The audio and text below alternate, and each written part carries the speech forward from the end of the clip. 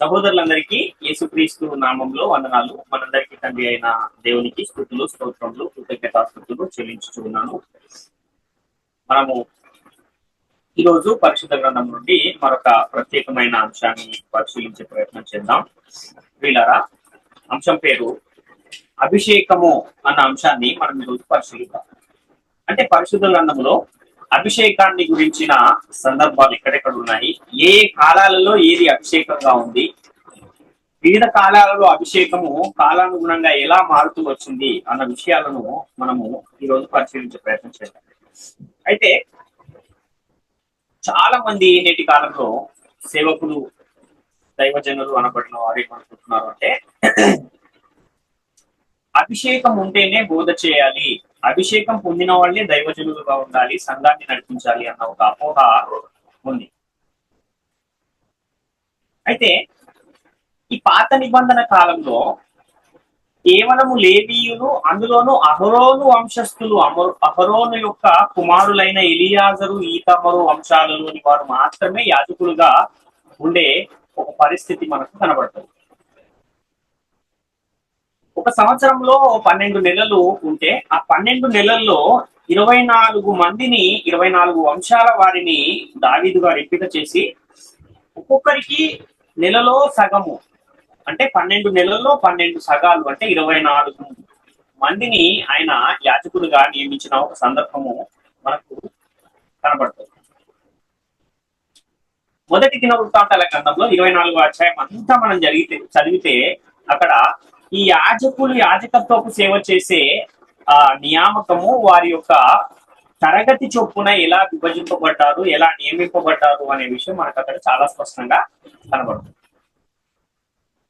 కాబట్టి ఆ కాలంలో ఇశ్రాయేలీయుల గోత్రాలలో 12 గోత్రాలు ఉన్నాయి. వారిలో అన్ని గోత్రాల వారు కూడా ఈ యాజకత్వపు సేవ చేసే అవకాశం ఏమైనా ఉందా అంటే అలాంటి అవకాశం కూడా లేదు. కేవలం లేవి గోత్రములోని అహరోను సంతతిలో ఉన్నవారైన ఎలియాజరు, ఈతామరు వంశాలలో నుండి వచ్చిన వారు మాత్రమే యాజకత్వపు సేవలు చేసే ఒక అధికారాన్ని వాళ్లకు ఇచ్చాడు. దేవుడు వారిని తన మందిరములో, ప్రత్యక్ష గుడారములో సేవ చేసే ఒక పనిని వారికి అప్పగించినట్టుగా మనకు అనేకమైన లేఖన సాక్ష్యాలు పరిశుద్ధ గ్రంథంలో కనబడుతూ ఉంటాయి.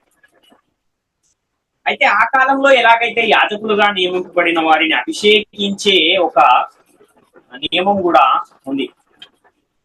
ఎలాగైతే పాత నిబంధన కాలంలో అభిషేకము, యాజకులుగా నియమింపబడిన వారిని అభిషేకించే పద్ధతి ఉందో, నేటి కాలంలో కూడా క్రైస్తవులలో ఎవరైనా దైవజనులుగా మారాలన్నా, సేవకులుగా మారి సేవ చేయాలన్నా, వాక్యాన్ని బోధించాలన్నా, సంఘాన్ని నడిపించాలన్నా అభిషేకం అనేది తప్పనిసరిగా చేయాలి అని అనుకుంటున్నారు చాలా మంది.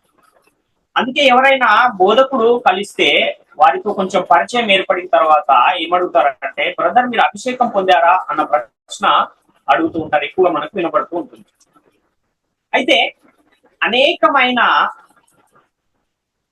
ఇలాంటి పద్ధతులు, సాంప్రదాయాలు నేటికి కూడా క్రైస్తవ సంఘాలలో మనం చూస్తూ ఉంటాం.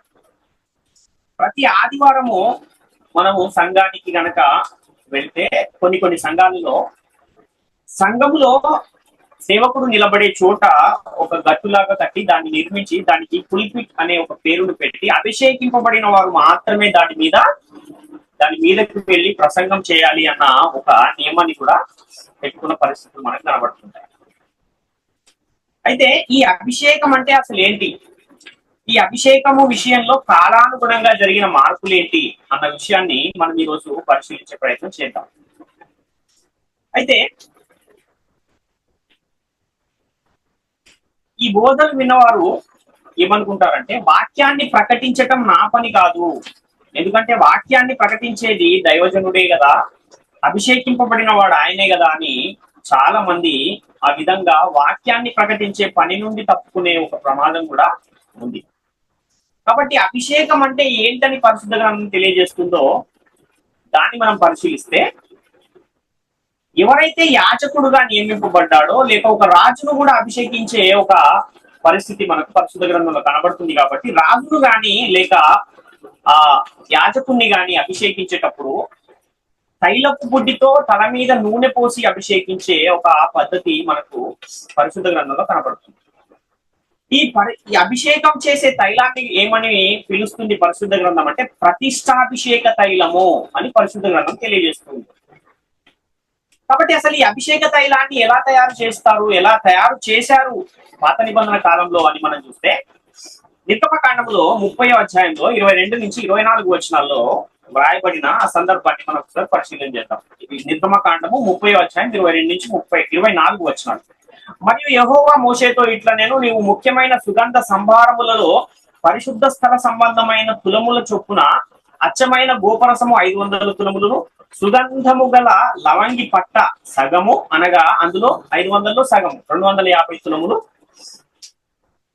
అనగా 250 తులములు ఎత్తును, నిమ్మగడ్డి నూనె 250 తులముల ఎత్తును, లవంగి పట్ట 500 తులములను, ఒలీవ నూనె సంభారమును 3 పళ్ళు తీసుకుని దీన్ని తయారు చేయాలి అన్న ఒక నియమాన్ని దేవుడు పెట్టిన సందర్భం మనకు కనబడుతుంది.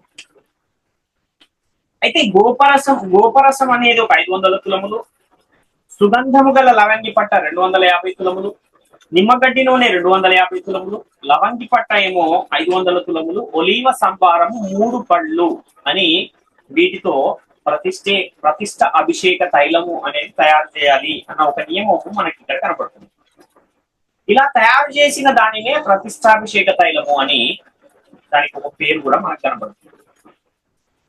నిర్గమకాండంలోనే ఆ 30వ అధ్యాయంలో 25 నుంచి మనం చూస్తే ఏమేం చేస్తారు దీంతో, ఇలా తయారు చేసిన దాంతో ఏమేం చేస్తారు అని మనము చూడగలిగితే, వాటిని ప్రతిష్టాభిషేక తైలము అనగా సుగంధ ద్రవ్య మేళకుని పని అయిన పరిమళ సంభారముగా చేయవలెను. అది ప్రతిష్టాభిషేక తైలమును. ఆ తైలముతో నీవు సాక్ష్యపు గుడారమును, సాక్ష్యపు మందసమును, బల్లను దాని ఉపకరణములన్నిటినీ, దీప వృక్షమును దాని ఉపకరణములను, ధూప వేదికను, దహన బలిపీఠమును దాని ఉపకరణములన్నింటినీ, గంగాళమును దాని పీఠను అభిషేకించి అవి అతి పరిశుద్ధమైనవిగా ఉండునట్లు వాటిని ప్రతిష్ఠింపవలెను. వాటిని తగులు ప్రతి వస్తువు ప్రతిష్ఠితమగును అని చెప్తున్నారు. అంటే ఇవన్నీ కూడా ఈ గుడారాన్ని, మందసాన్ని, బల్లను, దాని ఉపకరణములను, దీపవృక్షాన్ని, వాటి ఉపకరణములను, ధూప వేదికను, దాని ఉపకరణములను, దహన బలిపీఠమును, దాని ఉపకరణములను, గంగాళమును, వీటన్నింటినీ కూడా ఏదైతే ఆ ప్రతిష్టాభిషేక తైలము చేయబడిందో ఆ ప్రతిష్టాభిషేక తైలంతో వీటిని ఏం చేస్తున్నారంటే ప్రతిష్ఠిస్తూ ఉన్నారు. 30వ అధ్యాయం 30వ వచనం నిర్గమకాండాన్ని మనం చూస్తే, మరియు అహరోనును అతని కుమారులను నాకు యాజకులు ఉండునట్లు నీవు వారిని అభిషేకించి ప్రతిష్ఠింపవలెను అంటున్నాడు. కాబట్టి అహరోనును మరియు అహరోను యొక్క కుమారులను కూడా ఏం చేయమంటున్నాడు, ప్రతిష్ఠించాలి. ఇప్పుడు వాళ్ళని కూడా ప్రతిష్ఠించాలంటే ఏం చేయాలి, ఇప్పుడు మందిరంలో ఉన్న వాటిని అన్నిటినీ ప్రతిష్ఠించడానికి ఎలాగైతే ఆ ప్రతిష్టాభిషేక తైలమును తీసుకొచ్చి వాటి మీద పోసి ఎలాగైతే వాటిని ప్రతిష్ఠించారో, వీరిని కూడా ఆ ప్రతిష్టాభిషేక తైలముతో వారి తల మీద దానిని పోసి వారిని ప్రతిష్ఠించవలసిన అవసరం ఉంది అని చెప్తున్నాడు. కాబట్టి ఈ ప్రతిష్టాభిషేక తైలము ఎవరికి తరతరములుగా ప్రతిష్టాభిషేక తైలంగా ఉండాలి అన్న నియమాన్ని పెట్టాడు అంటే, లేవీయులలో మళ్ళీ ఈతామరు మరియు ఎలియాజరు అనే ఆ వంశాలలో నుండి వచ్చిన వారికి అది ఒక ప్రతిష్టాభిషేక తైలముగా ఉండాలి అన్న విషయాన్ని ఇక్కడ తెలియజేస్తున్న సందర్భాన్ని మనం చూస్తున్నాం. లేవియ కాండంలో కూడా 8వ అధ్యాయము 10-11 వచనాలు మనం చూస్తే, మరియు మోషే అభిషేక తైలమును తీసుకొని మందిరములోను దానిలోనున్న సమస్తమును అభిషేకించి వాటిని ప్రతిష్ఠించెను. అతడు దానిలో కొంచెము 7 మారులు బలిపీఠం మీద ప్రోక్షించి బలిపీఠమును దాని ఉపకరణములన్నిటినీ, గంగాళమును దాని పీఠను ప్రతిష్ఠించుటకై వాటిని అభిషేకించెను అని చూస్తున్నాం. కాబట్టి ఈ తైలముతో అభిషేకం చేసేటప్పుడు తీసుకోవాల్సిన జాగ్రత్తలు ఏంటో ఆ విషయాన్ని కూడా దేవుడు చాలా స్పష్టంగా హెచ్చరించిన సందర్భాలు కూడా మనకు కనబడుతుంది. కాబట్టి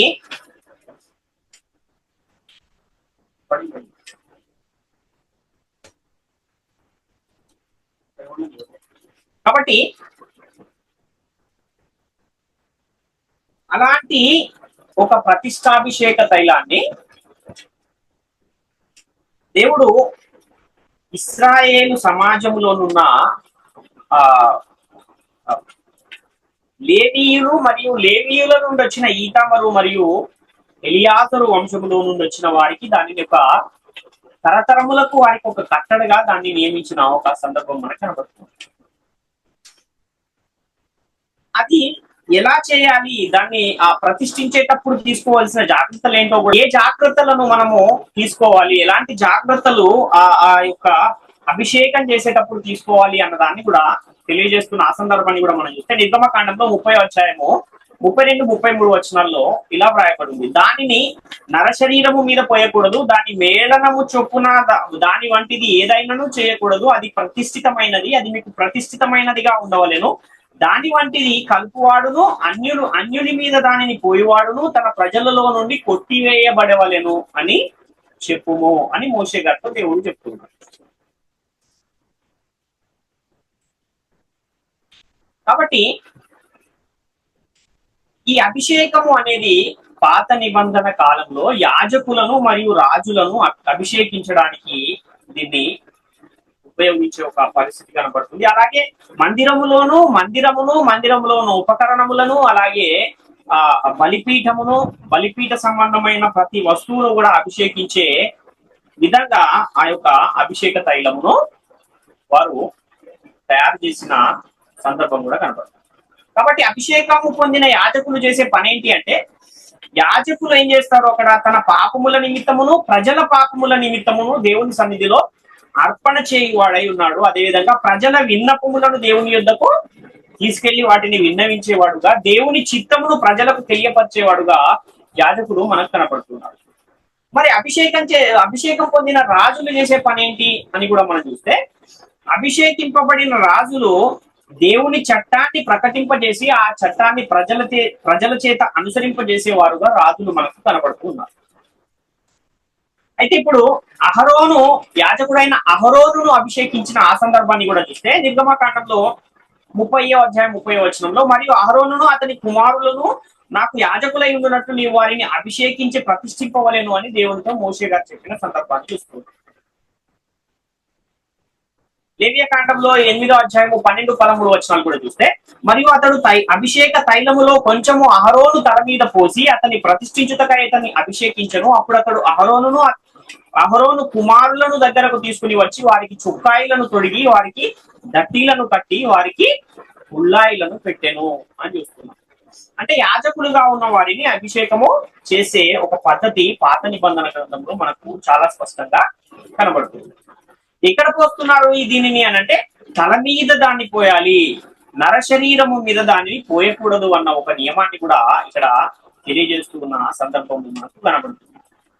లేవియకాండము 8వ అధ్యాయం 30వ వచనాన్ని కూడా మనం చూస్తే, మరియు మోషే అభిషేక తైలములో కొంతయు బలిపీఠం మీద రక్తములో కొంతయు తీసి అహరోను మీదను అతని వస్త్రముల మీదను అతని కుమారుల వస్త్రముల మీదను దానిని ప్రోక్షించి అహరోనును అతని వస్త్రములను అతని కుమారుల వస్త్రములను ప్రతిష్ఠించను అంటున్నాడు. కాబట్టి ఇది యాజకులను అభిషేకించే పద్ధతిగా మనకు కనబడుతుంది. దేవుని సన్నిధిలో ఉండి మందిర సంబంధమైన కార్యాలన్నీ చేస్తూ ప్రజల అతిక్రమముల పరిహారము కొరకు అర్పణలను అర్పించేవారైన యాజకులు, దేవుని చిత్తాన్ని ప్రజలకు తెలియజేసేవారైన యాజకులు తప్పనిసరిగా అహరోను సంతతి వారై ఉండాలి. అలాగే అభిషేకం పొందాలి అనేది దేవుడు ఒక నిబంధనగా నియమముగా వారికి ఉంచాడు. రాజులను కూడా అభిషేకించిన సందర్భాలను మనం చూడగలిగితే, మొట్టమొదటి రాజు ఎవరు ఇశ్రాయేలీయులకు అంటే సౌలును దేవుడు మొట్టమొదటి రాజుగా ఇశ్రాయేలీయుల మీద నియమించాడు. ఆ సౌలును అభిషేకించిన సందర్భాన్ని మనం ఒకసారి చూస్తే, మొదటి సమూయేలు గ్రంథం 10వ అధ్యాయం 1వ వచనంలో, అప్పుడు సమూయేలు తైలపు బుడ్డి పట్టుకుని సౌలు తల మీద తైలము పోసి అతని ముద్దు పెట్టుకుని యెహోవా నిన్ను అభిషేకించి తన స్వాస్థ్యము మీద అధిపతిగా నియమించి ఉన్నాడు అని చెప్పి ఇలాగు సెలవిచ్చెను అంటున్నాడు. అంటే అభిషేకము తల మీద తైలము పోసి వారిని అభిషేకించి ఏం చేశాడంట, యెహోవా యొక్క స్వాస్థ్యము మీద అధిపతిగా ఒక రాజును నియమిస్తూ ఉన్న సందర్భాన్ని మనం చూస్తున్నాం. దావీదును కూడా అభిషేకించిన ఆ సందర్భాన్ని కూడా మనం చూస్తే మొదటి సమూయేలు గ్రంథం 16వ అధ్యాయంలో 1వ వచనంలో, అంతటా యెహోవా సమూయేలుతో ఇలా సెలవిచ్చెను, ఇశ్రాయేలు మీద రాజుగా ఉండకుండా నేను విసర్జించిన సౌలును గూర్చి నీవెంతకాలము దుఃఖింతువు, నీ కొమ్మును తైలముతో నింపుము, బెత్లెహేమీయుడైన యెషయి యొద్దకు నేను పంపుచున్నాను, అతని కుమారులలో ఒకని నేను రాజుగా నియమించుదును అని ఇక్కడ దావీదును రాజుగా నియమింపబో ఆ సందర్భాన్ని తెలియజేస్తున్న పరిస్థితి కనబడుతుంది. మొదటి సమూయేలు 16వ అధ్యాయంలో 11 నుంచి 13 వచనాల్లో, నీ కుమారులందరూ ఇక్కడ ఉన్నారా అని యెషయిని అడుగగా, అతడు ఇంకనూ కడసారి వాడున్నాడు, అయితే వాడు గొర్రెలను కాయిచున్నాడు అని చెప్పాను. అందుకు సమూయేలు, నీవు వాని పిలిపించుము, అతడిక్కడికి వచ్చే వరకు మనం కూర్చుందమని యెషయితో చెప్పగా, అతడు వాని పిలువనంపించి లోపలికి తోడుకుని వచ్చెను. అతడు ఎర్రని వాడును, చక్కని నేత్రములు గల వాడును, చూచుటకు సుందరమైన వాడునై ఉండెను. అతడు రాగానే, నేను కోరుకున్న వాడితడే, నీవు లేచు వానిని అభిషేకించుమని యెహోవా సెలవీయగా, సమూయేలు తైలపు కొమ్మును తీసి వాని సహోదరుల ఎదుట వానికి అభిషేకము చేసెను. నాట నుండి యెహోవా ఆత్మ దావీదు మీదకి బలముగా వచ్చెను. తర్వాత సమూయేలు లేచి రామాకు వెళ్ళిపోయాను అని చూస్తున్నాం. అంటే సమూయేలుకు 8 మంది కుమారులు ఉన్నారు. 7 మందిని చూపించినా కూడా వీళ్ళెవరూ కాదు, ఇంకెవరైనా ఉన్నారా అని అడిగినప్పుడు లేదు, చిట్ట చివరి వాడు ఇంకొకడు ఉన్నాడు. అంటే ఆయన్ని పిలిపించి ఆ అందరి కుమారులందరి తర్వాత పుట్టిన దావీదు గారిని రాజుగా అభిషేకించి రాజుగా నియమించిన సందర్భాన్ని మనం ఇక్కడ చూస్తున్నాం. యేసుక్రీస్తు విషయంలో కూడా మనం ఆలోచిస్తే, యేసుక్రీస్తును ప్రధాన యాజకుడు అని పరిశుద్ధ గ్రంథం తెలియజేస్తుంది. అలాగే యేసుక్రీస్తు అందరికీ ప్రభువు, రాజు అన్న విషయాన్ని కూడా తెలియజేస్తుంది. కాబట్టి బైబిల్ గ్రంథము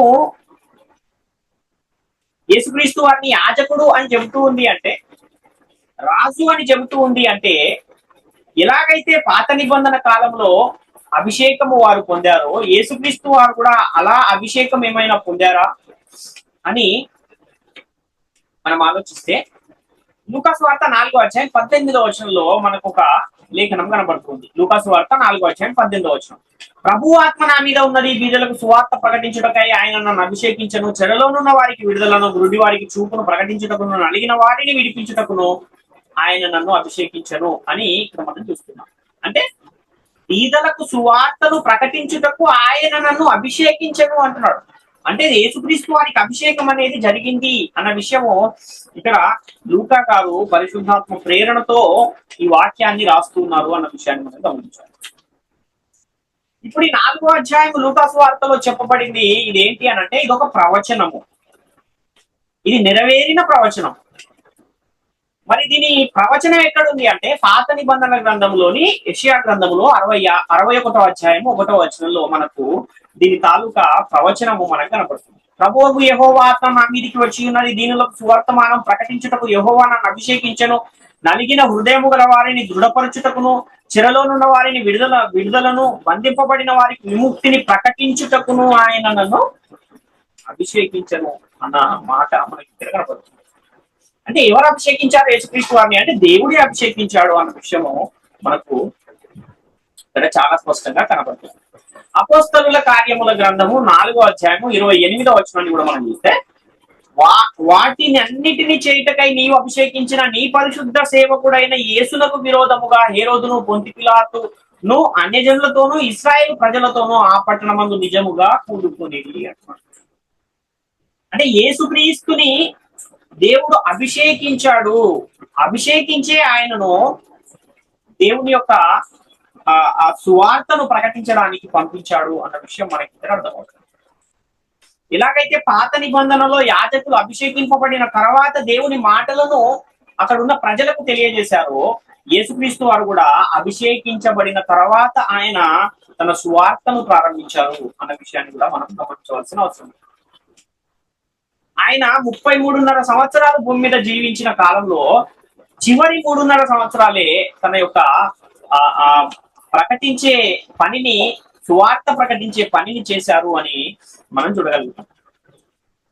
అపోస్తల కార్యాలు 10వ అధ్యాయంలో 37-38 వచనాలు కూడా చూస్తే, యోహాను బాప్తిస్మం ప్రకటించిన తర్వాత గలిలయ మొదలుకుని యూదయ అంతటా ప్రసిద్ధమైన సంగతి మీకు తెలియను, అదేదనగా దేవుడు నజరేయుడైన యేసును పరిశుద్ధాత్మతోనూ శక్తితోనూ అభిషేకించెననున్నదియే. దేవుడు ఆయనకు తోడై ఉండెను గనుక ఆయన మేలు చేయొచ్చు, అపవాది చేత పీడింపబడిన వారందరినీ స్వస్థపరచుచు సంచరించుచుండెను అని చూస్తున్నాం. ఎప్పుడు యేసుక్రీస్తు వారి అభిషేకాన్ని పొందుకున్నారు అని అంటే యోహాను బాప్తిస్మము ప్రకటించిన తర్వాత యేసుక్రీస్తు వారి అభిషేకాన్ని పొందుకున్నారు అన్న విషయాన్ని ఇక్కడ తెలియజేస్తున్నారు. అలా యేసుక్రీస్తు వారు అభిషేకం పొందుకున్న తర్వాత ఆయన యాజకుడుగా, ప్రధాన యాజకుడుగాను, యేసుక్రీస్తు ఒక రాజుగాను నియమింపబడిన సందర్భాలు మనకు కనపడతాయి. రోమపత్రిక 8వ అధ్యాయం 34వ వచనంలో శిక్ష విధించువాడవుడు చనిపోయిన క్రీస్తు యేసే, అంతేకాదు మృతులలో నుండి లేచిన వాడును, దేవుని కుడిపార్శ్వమున ఉన్నవాడును, మన కొరకు విజ్ఞాపనము కూడా చేయువాడును ఆయనే అంటున్నాడు. అంటే యేసుక్రీస్తు ఇప్పుడు రెండు పనులు చేస్తున్నాడు. ఒకటేమో ప్రధాన యాజకునిగా మన తరఫున దేవునికి విజ్ఞాపన చేస్తూ ఉన్న పని కూడా చేస్తున్నాడు. అదే విధంగా రాజ్యాన్ని పరిపాలిస్తూ ఉన్నాడు. అంటే ఒక రాజు చేసే పనిని కూడా యేసుక్రీస్తు వారు చేస్తూ ఉన్నారు, ఒక యాజకుడు చేసే పనిని కూడా యేసుక్రీస్తు వారు చేస్తున్న పరిస్థితి కనబడుతుంది. కానీ పాత నిబంధన కాలంలో కనుక చూస్తే రాజు ఏమో సపరేట్ గా ఉండేవాడు, యాజకుడు వేరేగా ఉండేవాడు. అంటే ఒక యాజకుడిని ఇంకొక రాజుని దేవుడు నియమించుకున్నాడు. కానీ కొత్త నిబంధన వచ్చేసరికి ఏమైందంటే రాజే యాజకుడిగా మారిన పరిస్థితి మనకు కనపడుతుంది. హెబ్రీ పత్రిక 7వ అధ్యాయం 25వ వచనాన్ని కూడా చూస్తే, ఈయన తన ద్వారా దేవుని యొద్దకు వచ్చి వారి పక్షమున విజ్ఞాపనము చేయుటకు నిరంతరము జీవించుచున్నాడు కనుక వారిని సంపూర్ణంగా రక్షించుటకు శక్తిమంతుడై ఉన్నాడు. విజ్ఞాపన చేసే ఒక పని ఆయనకు దేవుడు అప్పగించాడు. అదే విధంగా మొదటి కొరింథీ పత్రిక 15వ అధ్యాయంలో 23 నుంచి 25 వచనాలు చూస్తే, ప్రతి వాడును తన తన వరుసలోనే బ్రతికింపబడును, ప్రథమ ఫలము క్రీస్తు, తర్వాత క్రీస్తు వచ్చినప్పుడు ఆయన వారు బ్రతికింపబడుదురు. అటు తర్వాత ఆయన సమస్తమైన ఆధిపత్యమును, సమస్తమైన అధికారమును, బలమును కొట్టివేసి తన తండ్రి అయిన దేవునికి రాజ్యమును అప్పగించును. అప్పుడు అంతం వచ్చును. ఎందుకనగా తన శత్రువులను అందరినీ తన పాదముల క్రింద ఉంచు వరకు ఆయన రాజ్య పరిపాలన చేయుచుండ వలెను. కాబట్టి అంతం వచ్చేంత వరకు ఆయన ఏం చేయాలి? రాజ్య పరిపాలన చేయాలి. ఎప్పుడు వస్తుంది అంతము? యేసుక్రీస్తు రెండవసారి వచ్చినప్పుడు అంతం వస్తుంది. అంటే క్రీస్తు రెండవ రాకడ వరకు యేసుక్రీస్తు వారు ఏం చేయాలి అని అంటే విజ్ఞాపన చేయాలి, అదే విధంగా రాజ్య పరిపాలన కూడా చేయాలి, చేస్తూ ఉన్నాడు అని మనకు ఈ లేఖనాలు సాక్ష్యమిస్తుంది. ప్రస్తుతం ఈ భూమి మీద రెండు రాజ్యాలు వ్యాప్తి చెందుతున్నాయి. ఒకటేమో పరలోక ప్రయాణానికి సిద్ధపరచబడుతున్న క్రీస్తు రాజ్యం అయితే, ఇంకొకటేమో అగ్నిగుండములో పడవేయబడే సాతాను యొక్క రాజ్యం కూడా, అంధకార సంబంధమైన రాజ్యం కూడా వ్యాప్తి చెందుతూ ఉంది. ఏ రాజ్యంలో ఉండాలి అనే నిర్ణయాన్ని ఎవరు తీసుకోవాలంటే మనమే తీసుకోవాలి. మత్తయి సువార్త 28వ అధ్యాయం 18వ వచనాన్ని కూడా మనం చూస్తే, అయితే యేసు వారి యొద్దకు వచ్చి పరలోకమందును భూమి మీదను నాకు సర్వాధికారం ఇయ్యబడి ఉన్నది అంటున్నాడు.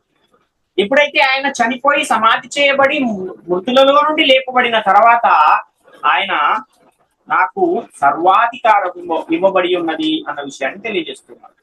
ఎక్కడెక్కడ ఆయనకు సర్వాధికారం ఇవ్వబడింది అంటే ఫిలిప్పీ పత్రిక 2వ అధ్యాయము 9 నుంచి 11 వచనాలను మనం చూస్తే, అందుచేతను పరలోకమందు ఉన్న వారిలో గాని, భూమి మీద ఉన్న వారిలో గాని, భూమి క్రింద ఉన్న వారిలో గాని ప్రతి వాని మోకాలును యేసు నామమున వంగునట్లును, ప్రతి వాని నాలుకయు తండ్రి అయిన దేవుని మహిమార్థమై యేసుక్రీస్తు ప్రభు అని ఒప్పుకొనున్నట్లును, దేవుడు ఆయనను అధికముగా హెచ్చించి ప్రతి నామమునకు పైనామమును ఆయనకు అనుగ్రహించను.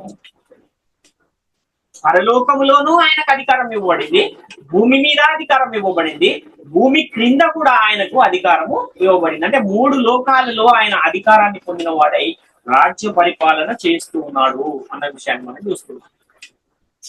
కాబట్టి ఈ కొత్త నిబంధన కాలంలో అభిషేక తైలముతో అభిషేకించబడాలి అన్న ఆజ్ఞ లేదు. కానీ యేసుక్రీస్తు వారు ఎలా అభిషేకించబడ్డారంటే ఆత్మతో అభిషేకించబడ్డారు, పరిశుద్ధాత్మతోనూ శక్తితోనూ అభిషేకించబడ్డారు అన్న మాట మనకు కనబడుతుంది. ఎవరైతే యేసుక్రీస్తు నామములో బాప్తిస్మం పొంది సంఘములో చేర్చబడుతూ క్రైస్తవులు, క్రీస్తు వారు అని పిలువబడుతూ ఉన్నారో వాళ్ళు కూడా ఆ అభిషేకాన్ని పొందుకుంటూ ఉన్నారు అన్న విషయాన్ని గమనించాలి.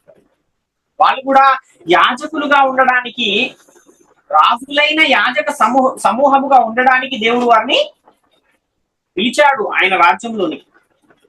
మొదటి పేతురు పత్రిక 2వ అధ్యాయం 9వ వచనాన్ని చూస్తే, అయితే మీరు చీకటిలో నుండి ఆశ్చర్యకరమైన తన వెలుగులోనికి మిమ్మల్ని పిలిచిన వాని గుణాతిశయములను ప్రచురము చేయు నిమిత్తము ఏర్పరచబడిన వంశమును, రాజులైన యాజక సమూహమును, దేవుని సొంత పరిశుద్ధ జనమును దేవుని సొత్తైన ప్రజలను అయి ఉన్నారు అంటున్నారు. అంటే ఎవరెవరైతే ఆ చీకటిలో నుండి ఆశ్చర్యకరమైన వెలుగులోనికి వస్తున్నారో, ఎవరైతే అంధకార సంబంధమైన రాజ్యము నుండి దేవుని రాజ్యంలోనికి వస్తున్నారో వాళ్ళు రాజులైన యాజక సమూహము అని పరిశుద్ధ గ్రంథం తెలియజేస్తుంది.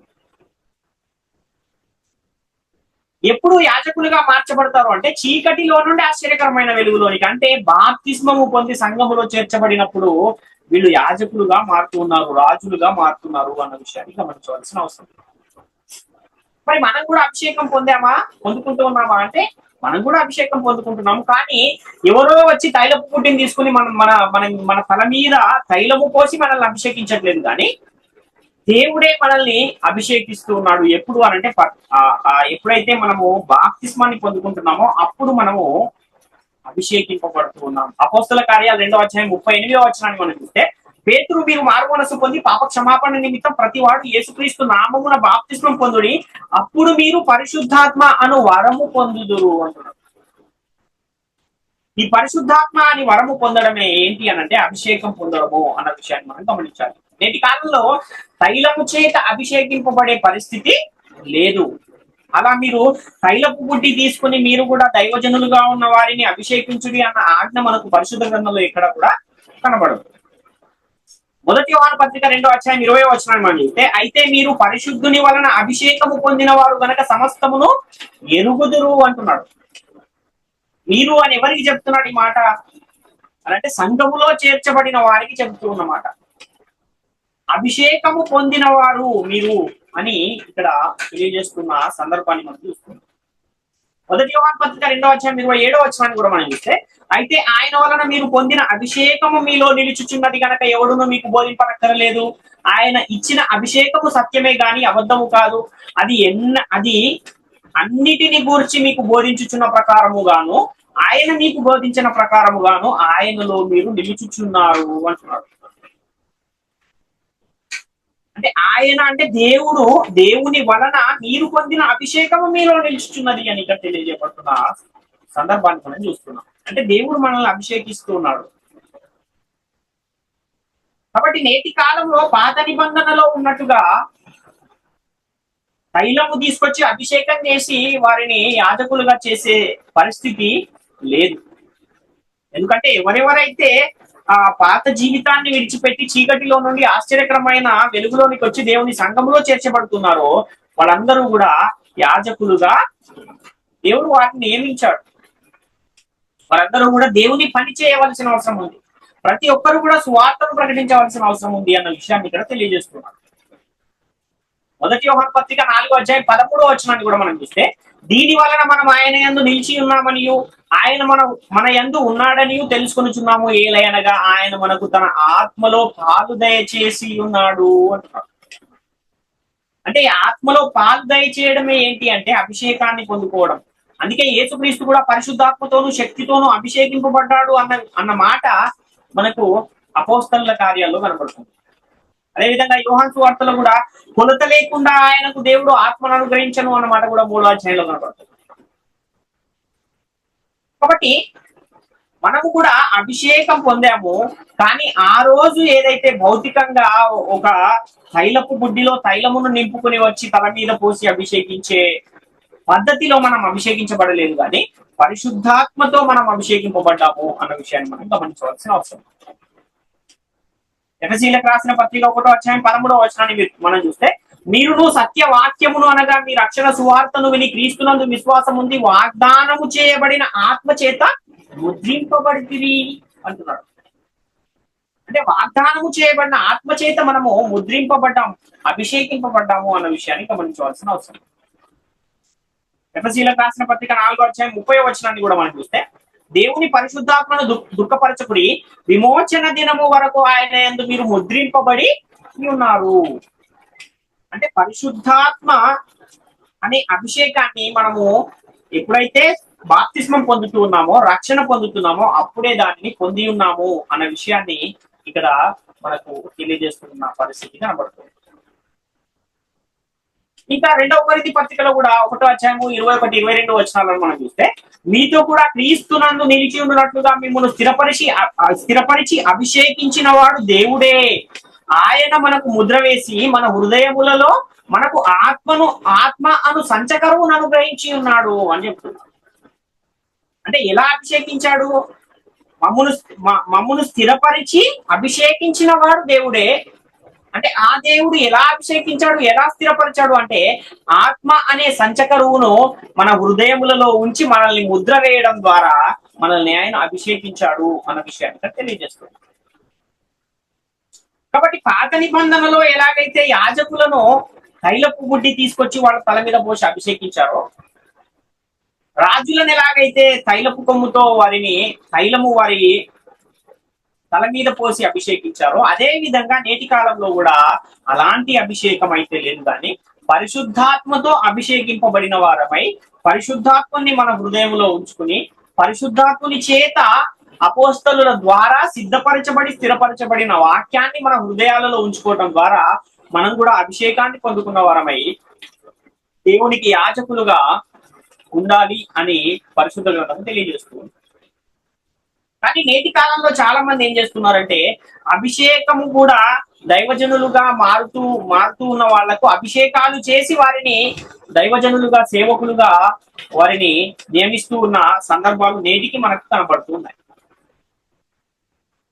కాబట్టి అలా మీరు తైలముతో అభిషేకించి వారిని సేవకులుగా తయారు చేయండి అన్న మాట మనకి ఇక్కడ పరిశుద్ధ గ్రంథంలోనైతే మనకి ఇవ్వబడిన చట్టంలో అయితే కనబడదు. కొత్త నిబంధనలు అంటే అపోస్తలుల కార్యముల గ్రంథం మొదలుకొని ప్రకటన గ్రంథం వరకు ఉన్న ఆ చట్టంలో ఇక్కడ కూడా మనకు భౌతికమైన అభిషేకం అనేది లేదు, కానీ ఆత్మ చేత ముద్రింపబడి దేవుని చేత అభిషేకింపబడిన వారముగా ఆత్మను మన హృదయాలలో సంచకరువుగా ఉంచుకోవడం ద్వారా మనము అభిషేకింపబడ్డాము అన్న విషయాన్ని గమనించవలసిన అవసరం ఉంది.